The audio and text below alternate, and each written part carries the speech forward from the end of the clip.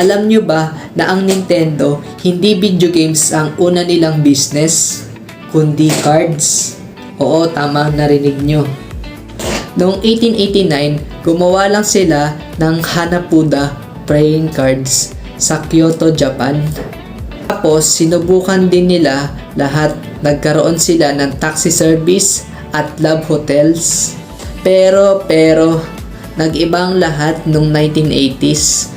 Nung gumawa sila ng video games gaya ng Super Mario. Dahil sa success ng Super Mario at ng mga iba pang mga Nintendo games gaya ng The Legend of Zelda at Pokemon, sino ang mag-aakala na ang kumpanya ng Hanafuda playing cards, sila pala ang magpapa-level up ng gaming world natin ngayon, di ba? So guys, minalaro ka na bang Nintendo games or meron ka bang gaming console sa bahay nyo?